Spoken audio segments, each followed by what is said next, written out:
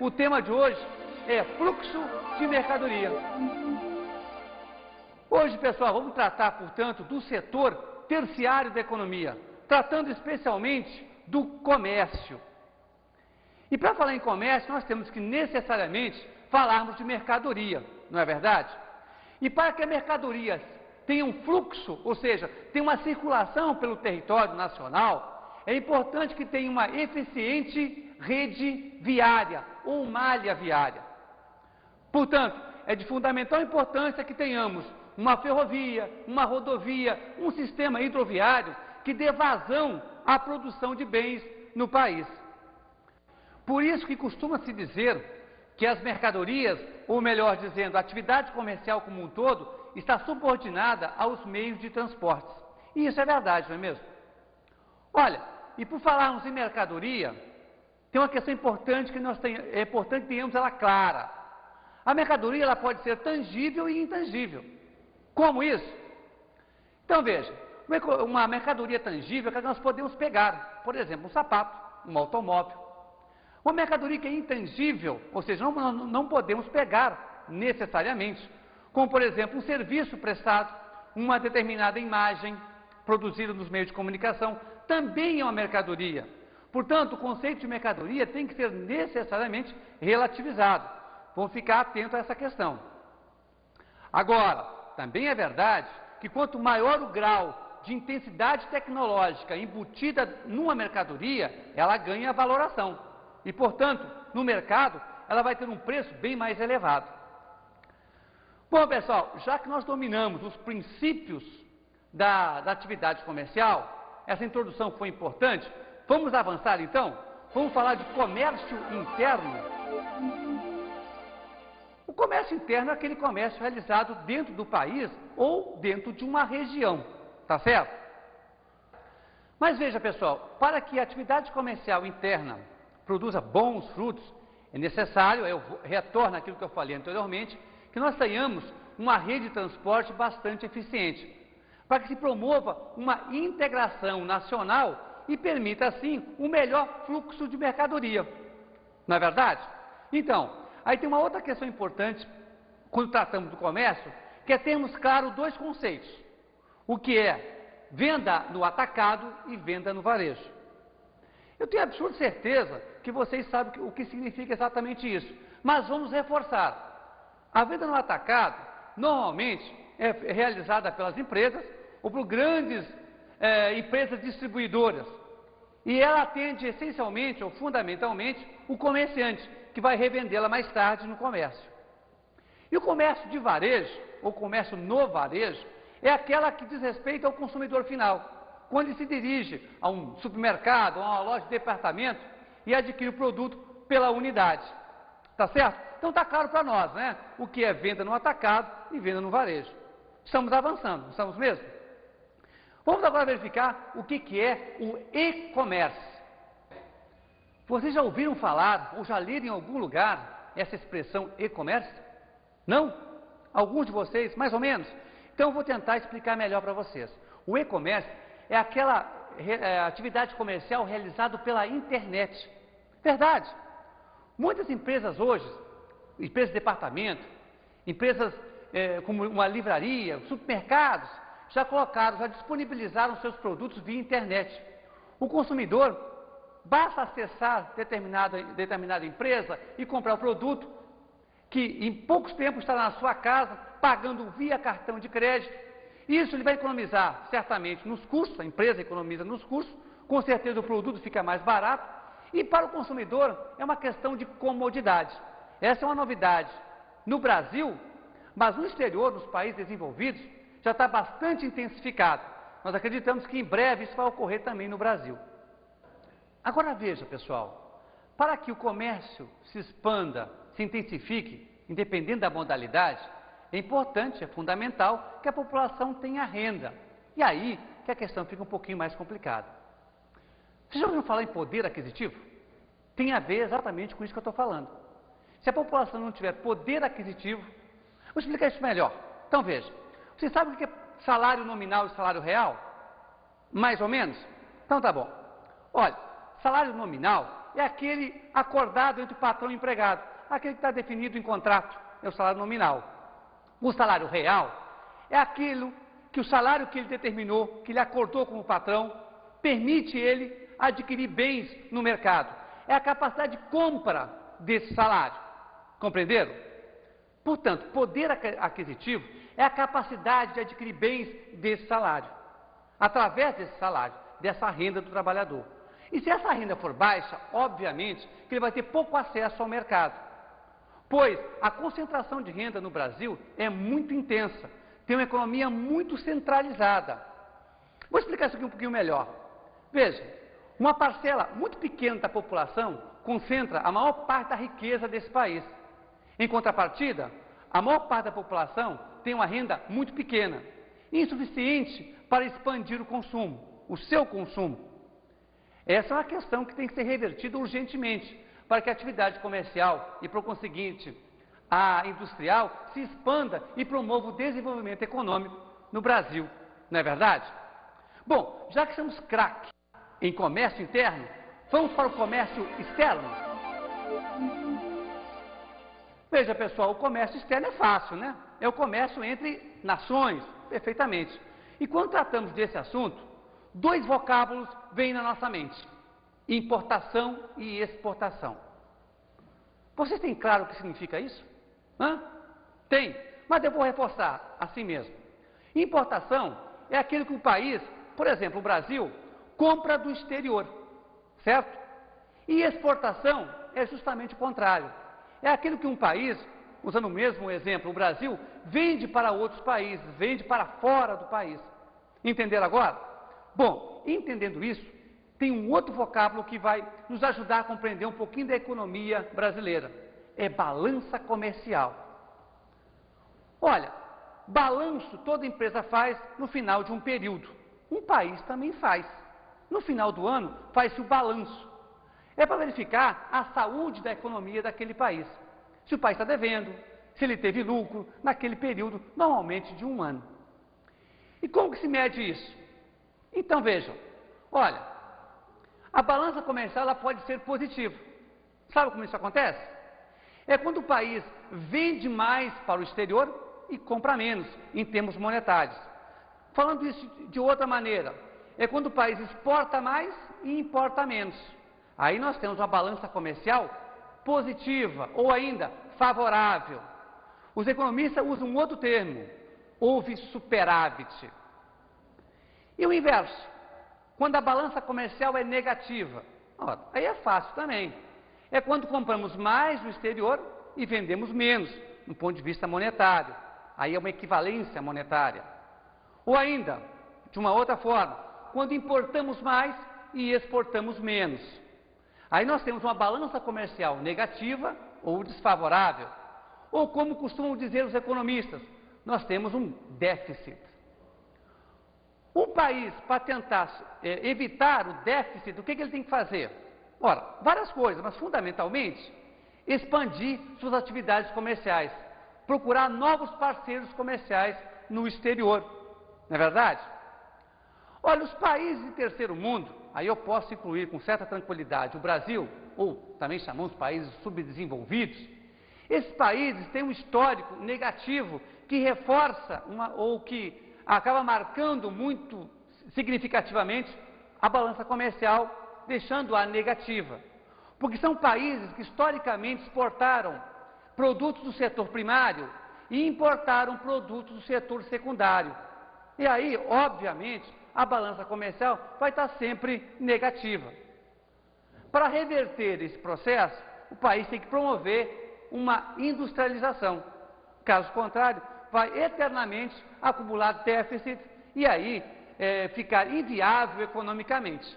E, com certeza, lá no outro extremo, quem vai sofrer é a população. O governo, na tentativa de suprir ou de cobrir esse déficit, vai cobrar do povo. Ah, com certeza. É por isso que o Brasil vem tentando reforçar suas relações comerciais com o exterior. Aqui na América do Sul, por exemplo, com o Mercosul, que falaremos com mais detalhes mais adiante, e no futuro próximo com a ALCA. Brasil e os blocos comerciais. Veja, pessoal, o Brasil, na tentativa de expandir a sua atividade comercial, ela vem travando, ou ele vem travando, o país vem travando nos últimos anos, uma relação comercial com vários países de grande potencialidade e também blocos econômicos.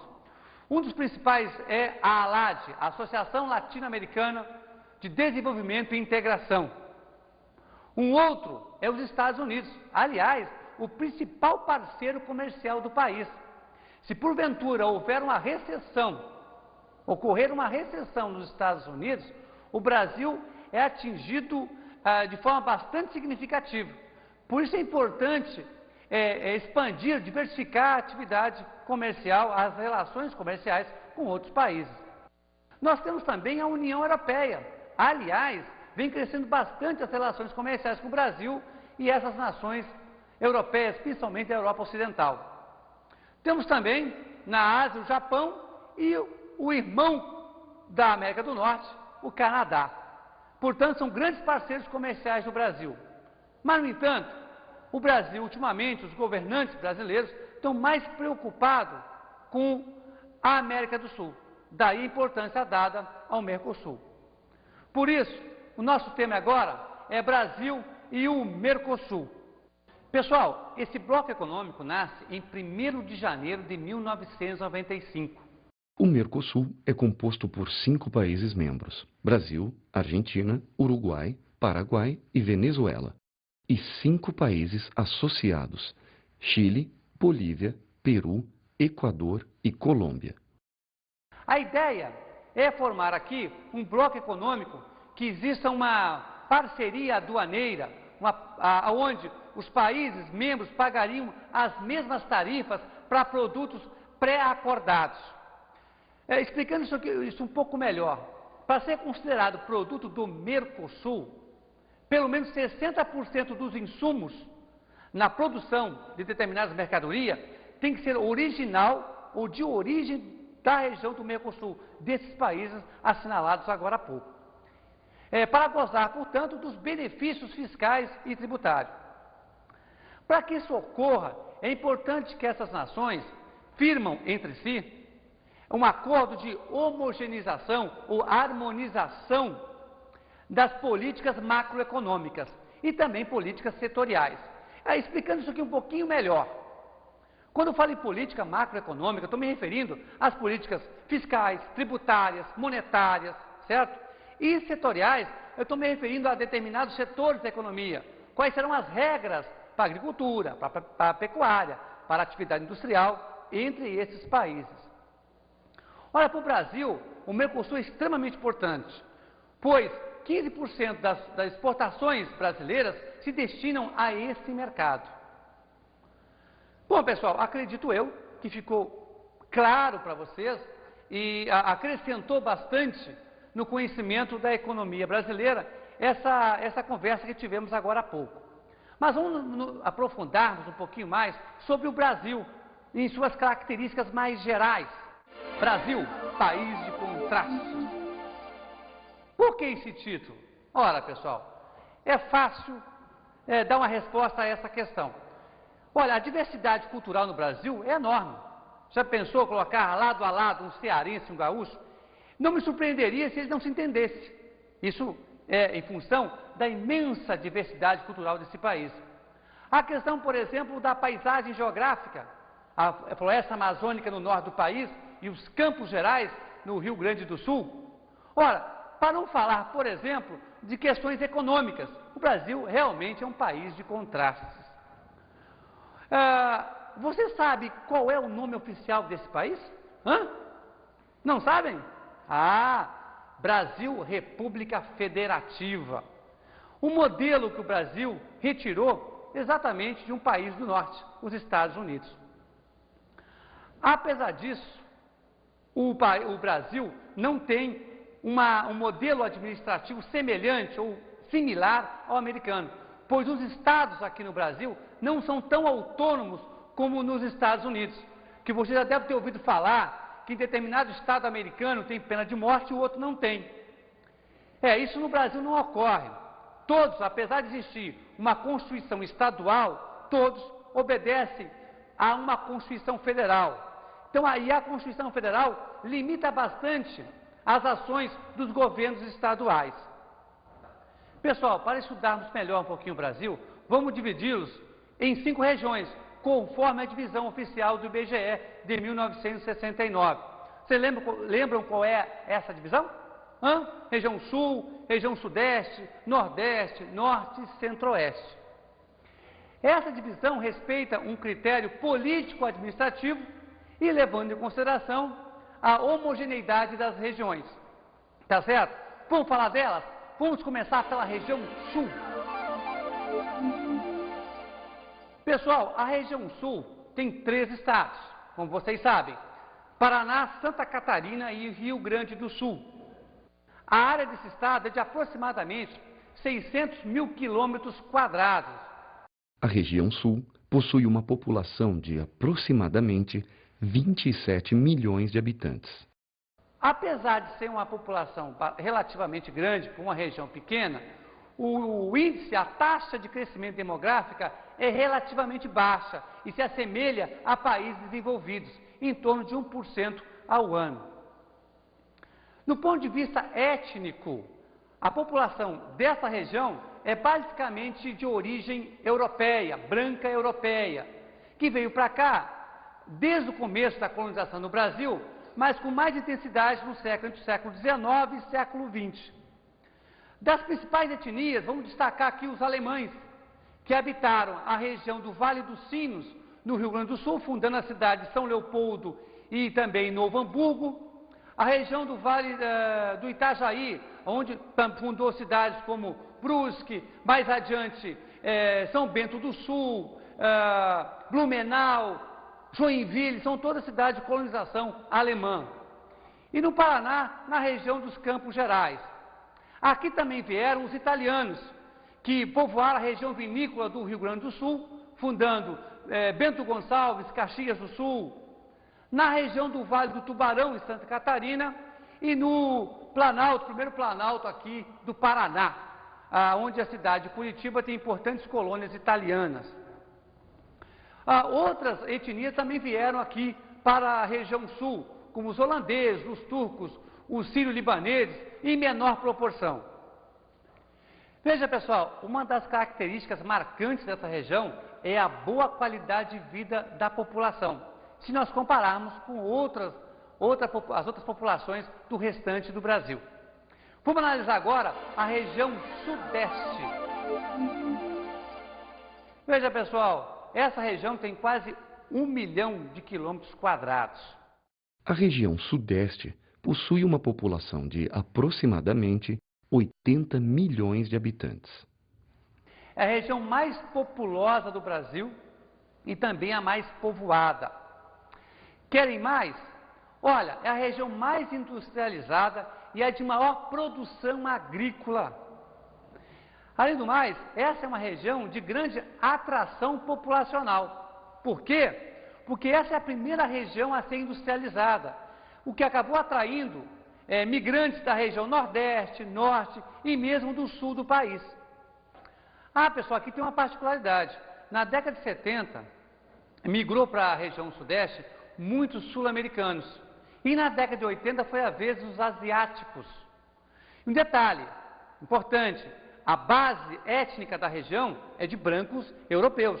Não vamos perder isso de vista. A propósito, eu não falei quais são os estados da região Sudeste. Vocês sabem quais são? Então me acompanhem. Minas Gerais, São Paulo, Rio de Janeiro e Espírito Santo, exatamente. Vamos falar agora da região Nordeste. Vocês sabem quais são os estados da região Nordeste? Uma dica, são 9. Vamos tentar verificar se sabemos todos? Vamos lá. Maranhão, Ceará, Piauí, Paraíba, Rio Grande do Norte, Alagoas, que mais?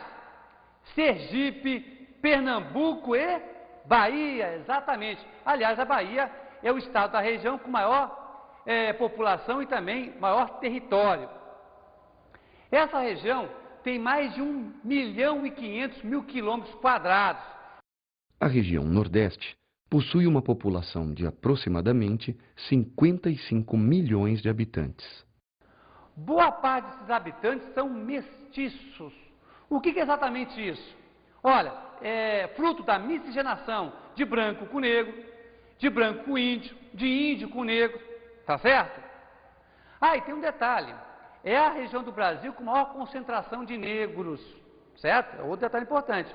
Por que isso? Ah, isso remonta à escravidão, que foi muito intensa nessa região.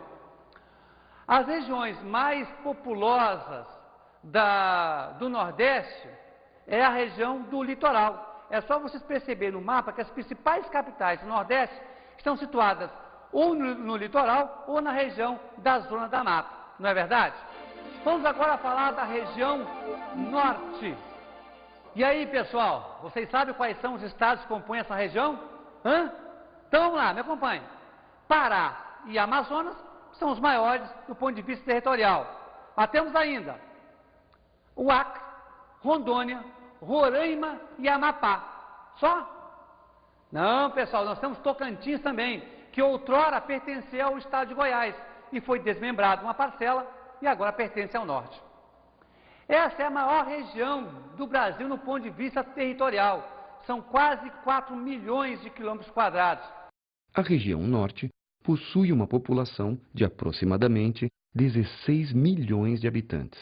Por mais que os governos anteriores, principalmente na década de 70, tenham incentivado a imigração para essa região, os projetos agrícolas, a nova fronteira agrícola, que seria a região Norte, foram todos malogrados. No entanto, muita gente ficou morando ali. Veja, pessoal, boa parte da população que reside na região Norte é de mestiços.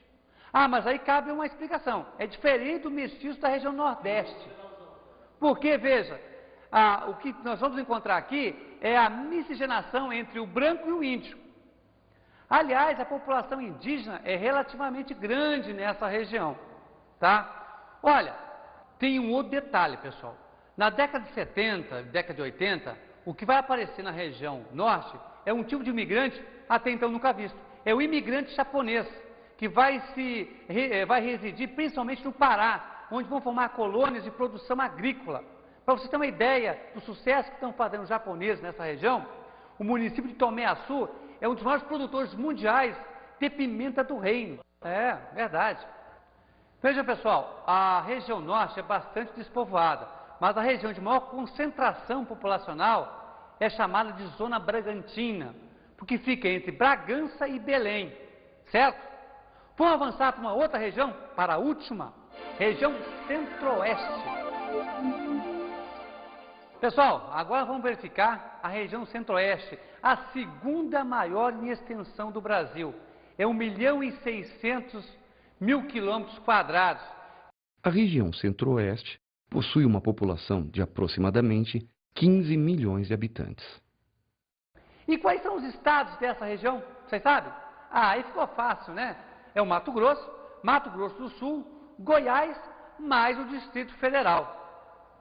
Essa é uma região de intensa atividade agropecuária e de mineração.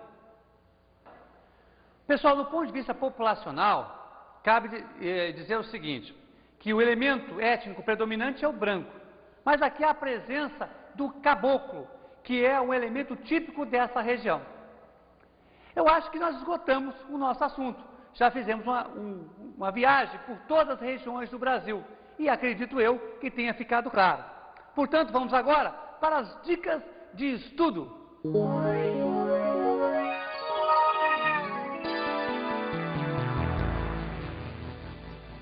Pessoal, vamos para a nossa primeira dica. Fazer uma abordagem sobre a atividade comercial de sua região. Agora a segunda dica para vocês. Indicar as semelhanças que podemos observar entre a região sul e sudeste. Agora, pessoal, a última dica. Apontar as características sociais e econômicas das regiões nordeste, norte e centro-oeste.